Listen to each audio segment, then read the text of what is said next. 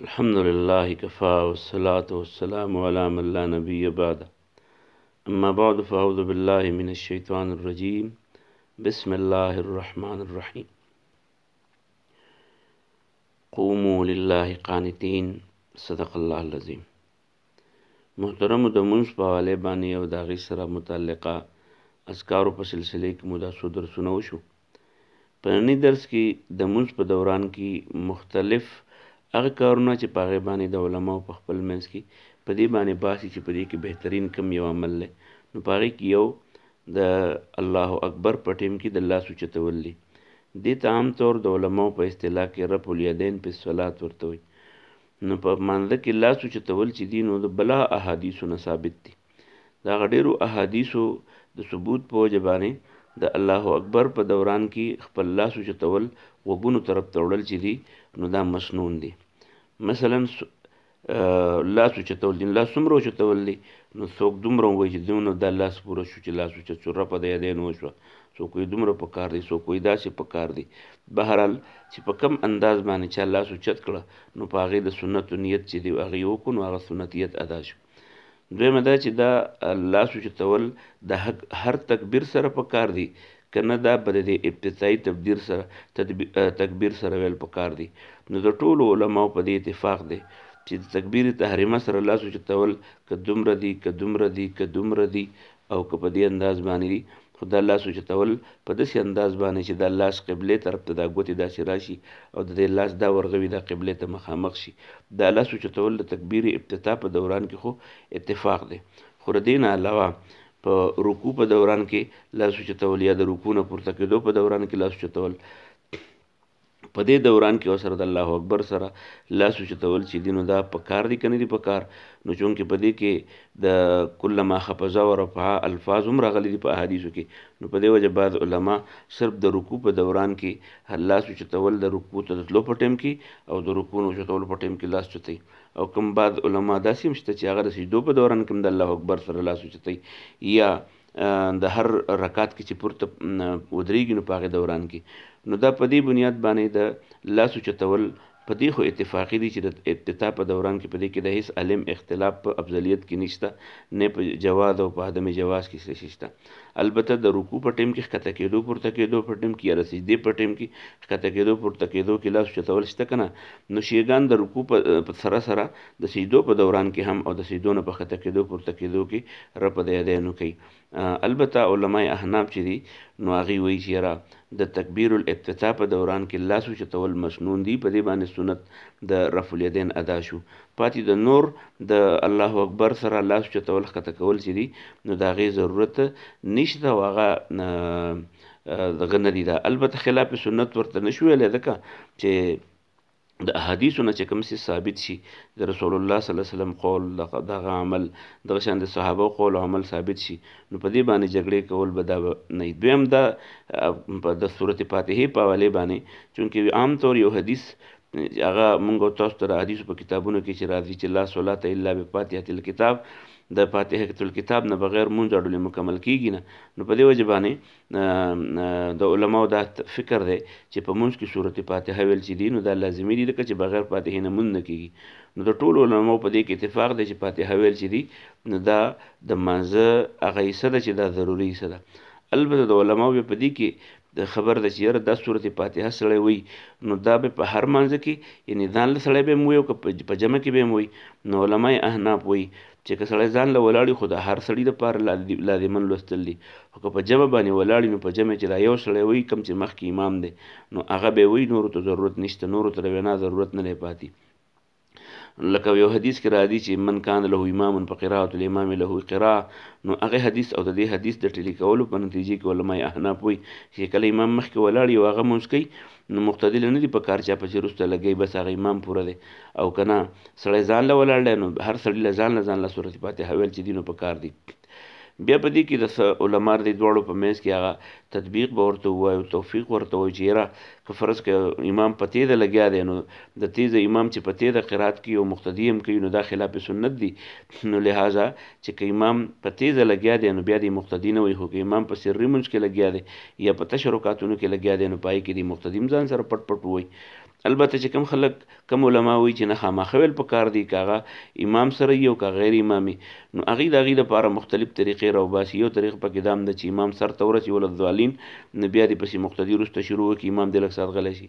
یو طریقه دام ده چې امام کله تلاوت کوي نو به وقفې کوي، د وقفو په دوران کې ویلې کېږي. بهرحال دا د علماو د ادایګۍ دپاره د هغې د فضیلت د فاتحې د فضیلت د موندلو دپاره مختلف تعبیرات دي. ټول تعبیرات چې دي نو چا په کم باندې عمل دی نو حق عمل یې ټیک دی، بس هغه دې کوي. خو بل ته چې دی د بل هغه د خلاف سنت او خلاف مروت نه ګڼي، د امت اختلاف دی په دې کې نه پیدا کوي.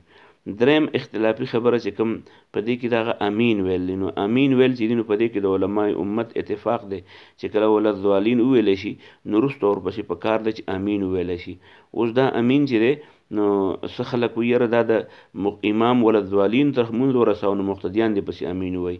څه علما وایي نه دواړه دي، دواړه به یې وایي، امام به یې وایي مقتدي به یې وایي، ځکه چې رسول الله صلی الله علیه وسلم یا د هغه شاګردانو چې کړی په هغې کې امین په خپله باندې هغه ته هم وینا ویلې دی کوم چې ولضالین نه وروسته رفع بها صوته هغه اواز یې ورباندې اوچت کړه. نو په دې وجه باندې امین ویل په د دې معنی ده چې یا الله د مره دعا قبوله کړي. نو صورت فاتحه خو په اخر کې روغه دعا ده، نو دعا نه وروسته امین ویل چې دي نو هغه دغه دي دا پکار دي. نو امین اوس دا امین په تیزه به وي که ورو به وي. نو کم علما چې احناف دي، احناف علما دي یا نور داسې علما دي نو هغوی وایي امین وویلی شو نو بس پټ د وروسته مقتدیان ورپسې امین ووایي، ځکه امین د الله تعالی نه دعا غوښتل دي ده زه د قبولیت دپاره په هغې باندې الله تعالی ته درخواست کول دي، نو پټ دی ورباندې ووایي. خفض بها صوته اواز دا پټ ووایو، خفض په قلاره ویلو ته وایي. او چې کوم علما وایي چې نه څنګه ولضالین په تیزه ووایي دغه شان پسې امین دې هم په تیزه وایي، نو هغې هغه حدیث هغه الفاظ چې دي نو هغه رفع بها صوته بل دی کې راځي چې یاره د جومات کې د اواز داسې ګړنګا وکړه، نو په دې وجه باندې هغې وایي امین په تیزه ویل باندې چې دي دا افضل دی. نو دا په هر دی کې چې کم خلکو په کم باندې عمل دی چې څوک امین په تیزه وایي نو هغه د ځان له په هغه وخت کې په تیزه وایي، چې څوک یې پټ وایي په دواړو طریقو باندې سنت ادا شو، که پټ یې وویل هم ادا شو، که په ښکاره په تیزه یې وویل نو هم ادا شو. لهذا د جګړو پکې څه شی نشته، د جواز او عدم جواز په دې کې څه شی نشته. د هغې نه وروسته د رکوع په رکوع کې د دعاګانو نه وروسته بېرته پورته کېدل دي. نو عام طور زمونږ کوم ځوانان یا زنانه نارینه چې دي نو هغې چې رکوع ته راښکته شي نو بېرته اوچتېږي نه. نو بعض علما وایي چې د رکوع نه بېرته نیغ شي سمع الله لمن حمده ربنا لك الحمد، بیا د هغې سره دعاګانې حمدا کثیرا طیبا مبارکا فی، دا په ولاړې باندې وي، دې ولاړې باندې چې دې ته زغه ورته وایي دا قومه ورته وایي قیام، نو د هغې واجب ګڼي، یعنې دا د مونځ هغه فرایضو په شانې فرض ګڼي.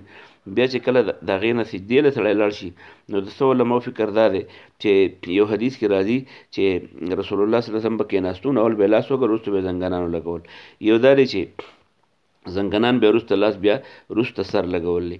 دواړه طریقې په امت کې معمول بها دي او دواړه د رسول الله صلی الله علیه وسلم د سنت نه ثابت دي. نو په دې وجه باندې البته په بعضې موقعو کې سړی چې دی نو هغه داسې کېناستی شي چې اول زنګنان ولګوي بیا لاس ولګوي بیا سر ولګوي، خو چې کله د سړي عمر د بیمارۍ شي نو بیا چې لاس نه یې لګولی زنګون نه شي لګولی.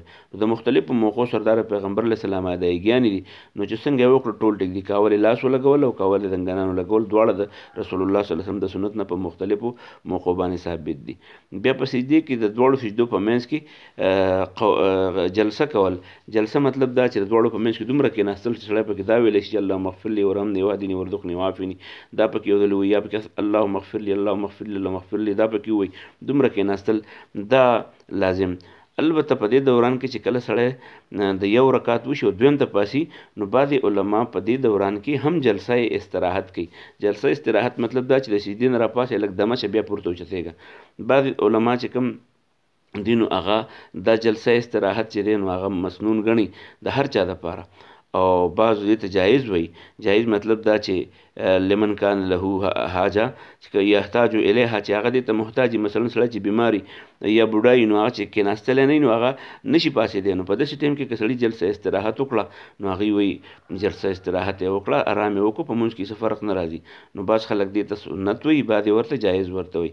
نو چې په کولو او په نه کولو دواړو باندې نه په مونځ کې څه فرق نه راځي چې نه راځي، نو که چا وکړه نو هم پې بد نه دي ویل پکار، او که چا ونه کړه نو هم پې بد نه دي ویل پکار. د دې نه اخوا بیا تشهد دی. تشهد کې د کېناستو دوه طریقې نقل شوي دي. یو طریقه دا چې د 2 رکعاتو نه وروسته تشهد دی، یو اخري قاعده ده. په اخري قاعدې کې خو په اولني قاعدې کې خو د ټولو اتفاق دی چې دا یو وخت په داسې سړي نیغه ودرولي، دا بله به ورسره داسې کړي، نو په دې باندې به په دې پرته باندې به سړی ناسي. البته په دې دریم څلورم رکعت پسې چې کومه قاعده کېږي نو په هغې کې وایي دا خپه بر دی بلې نه داسې لاندې وغځې څه به هم له پر ځمکه باندې، او دا دغه چې دی دا ولاړه خپه دا به داسې ولاړی، دا بله به داسې د دې خپې نه به داسې لږه بهر وتلي، او د سړي دا ناستې په ټیم کې دا کوناټي چې دا په ځمکه باندې پراته وي، په دې به نه وي پراته. دا دواړه طریقې چې دي نو دا د علماو معمول بها دي، د امت کې معمول بها دي. نو علماء احناف په دواړو صورتونو کې ښۍ خپه ولاړه او ګسې خپه چې ده نو دا پر صدقه شانې او په دې باندې ناسته چې دی نو دا مسنون ګڼي. او علماء اهل حدیث ورته وایي، علماء نور اکثریت چې دی نو هغه په دې بنیاد چې دا خپه به بار ته وتلي او سړی به چې دی نو په ځمکه باندې به کوناټي ښودي. دا د مونځ په دوران کې هغه اعمال دي چې عموما زمونږ بعضې خلک د کم علمۍ په وجه باندې یا د ضد او د حسد او د مسلک پرستۍ په بنیاد باندې د یو بل څه په دې باندې جګړې کوي، د یو بل څه بحثونه کوي، د یو بل نه پې جمع بیلوي، د یو بل نه پې مسلکونه بیلوي. نو دا نه د مسلک خبره ده، نه د فرقو خبره ده، نه د یو بل سره د مونځ د جماعتونو د بیلولو ده، بلکې دا ټول معمول بها د امت مسلمه دي. لهذا چې کم یو سړي کو ټول ټیک دي، خو د خپل مونځ دې نه قضا کوي، جمع دې نه قضا کوي، په جومات کې کول دې نه قضا کوي. او د هغې حدیث مطابق چې کم مسلک والا مخکې شوی، کم فکر والا عالم مخکې شوی، وروسته ورپسې د ټولو مونځ حق یو شان کېږي، کم چې ورپسې د هغه د فکر او د مسلک والا کېږي. لہذا امت کې جوړ پیدا کول او امت د اختلاف نه ساتلو دپاره ضروري ده چې موږ او تاسو د مونږ د بنیادي مسایلو نه ځان خبر کړو. الله دې د عمل توفیق راکړي. الله دې موږ په منځونو کې په اتفاق باندې او د منځونو نه بهر هم په اتفاق او اتحاد باندې د اوسېدو توفیق راکړي. او الله تعالی دې زمونږ نسلونه چې دي هغه د الله تعالی سره د تعلق د جوړولو دپاره د صحیح مونځ د ادا کولو توفیق دې الله ټول له ورکړي. واخر دعوانا ان الحمد لله رب العالمین.